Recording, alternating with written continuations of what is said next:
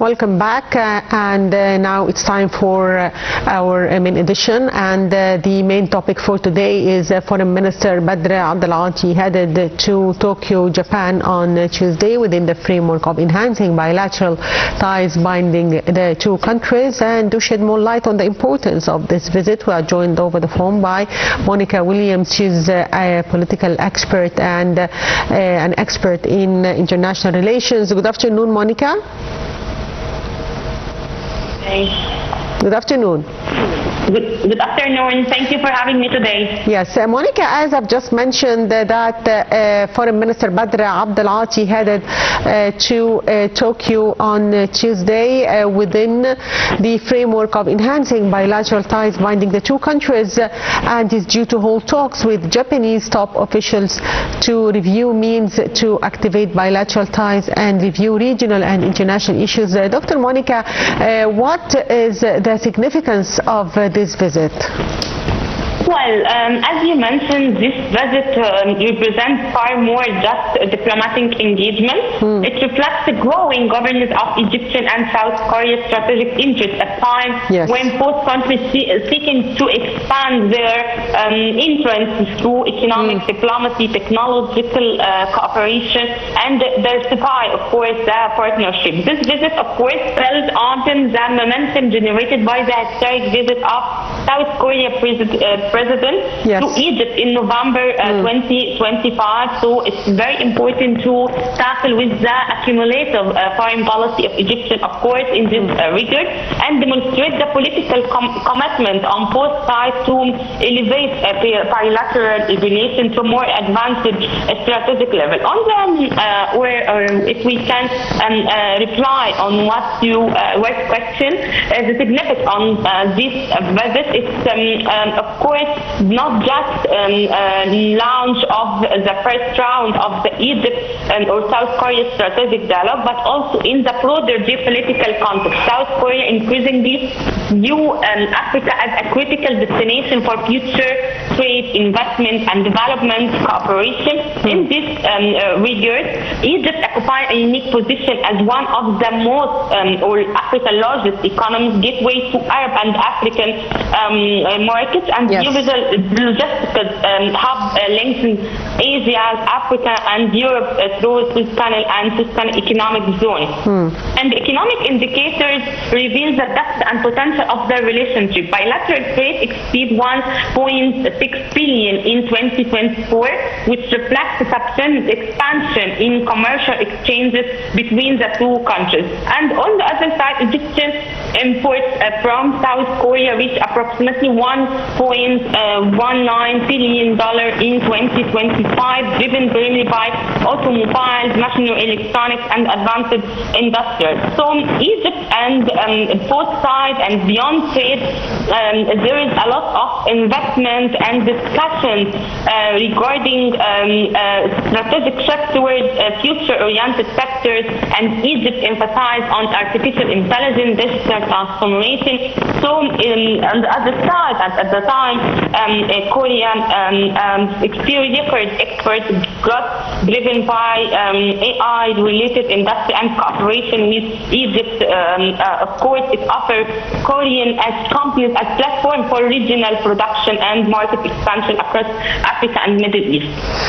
Yes, Monica, also, if we talk about his visit to South Korea, how do you see trilateral cooperation between Egypt, South Korea, and Africa, especially in infrastructure and renewable energy? Of course, if we can talk about the infrastructure and the global energy, it's very important, especially as we mentioned at this time. There is a lot of growing emphasis on the energy collaboration over the past decade. South Korean companies emerged as important contributors to Egypt's development agenda agenda through investments in transportation and the smart cities and industrial manufacturers or infrastructure. So Egypt ambitious national development projects, including new administrative and renewable energy initiatives, offer significant opportunities for Korean firms. Of course, when we try to implement this project, and of course, it's fostering advanced technological and engineering capabilities. And on the other side, if we talk about the energy cooperation, it's becoming important component of bilateral relations as Egypt seeks to position itself as regional energy hub and expand its green transitional energy. Of course, and the South Koreans' expertise in clean energy and technology and hydrogen production, energy efficiency, and of course the valuable opportunities for collaboration. So the discussion which held during the visit reflects a shared interest in expanding collaboration in green transformation and digital infrastructure, and then shared or common area of expertise from both sides. And beyond the bilateral, the partnership carries a broader regional dimension. Egypt's strategic location and extensive trade links with Africa provide South Africans a gateway, as we say, area to the continent, while of course Korean investment and technological can support Egypt's effort to enhance infrastructure connectivity and sustainable development. So it's a mutual interest from both sides. So if we also talk about the visit to Japan and prospects of economic cooperation with the Japanese side, how do you see it? Of course, it's very important for Japan to be part of this South Korean, and Japan emerges as one of the most important Asian development partners, particularly in fields of human resources development, for instance. From Japan International Cooperation, JICA, I guess, the agency plays a significant role in supporting major national projects in Egypt, including Cairo Metro expansion, the Grand Egyptian Museum, and Egyptian Japanese education initiatives, as we see. And of course, on the other side, Egypt partnership with both Japan and South Africa, and the Asian influence is very important and illustrates Egypt's broader strategy to, as we say, diversify its international economic relations, attract high quality investments, and of course leverage Asian technological expertise to support sustainable development and economic modernization. Yes, also Minister of Foreign Affairs Badr Abdelati stressed the Egyptian government's readiness to provide necessary support and facilities to Korean investors, inviting the South Korean business community to explore opportunities available in Egypt. How can we attract more South Korean investors, and what are the fields of investments they are interested in? As we see from our figures from imports and exports, we can talk about the automobiles and investments in different chemicals and technological devices. Yes.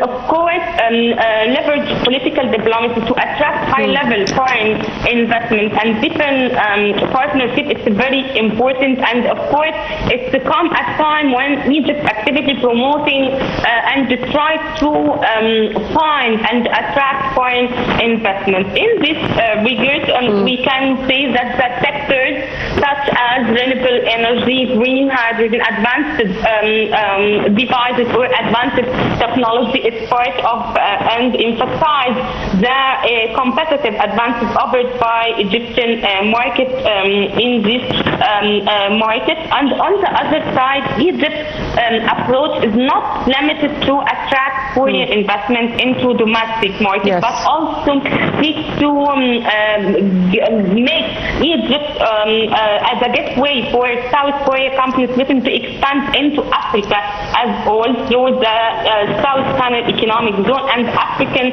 Continental Free Trade area. And of course, Egypt offers Korean investors an ideal platform for production experts and regional transformation. And to what extent the Suez Canal economic project is attractive to Japanese and South Korean investors? Economic zone, rather. Suez Canal economic zone, yes.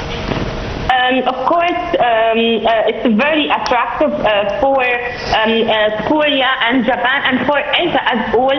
This Egyptian national development project, which of course a strategic significant, a long-term growth potential. We have to say it major initiative, as you say, Suez Canal economic zone, the new administrative high-speed rail networks, and the smart cities industrial zones highly closely and aligned with South Korea expertise in advanced or experience.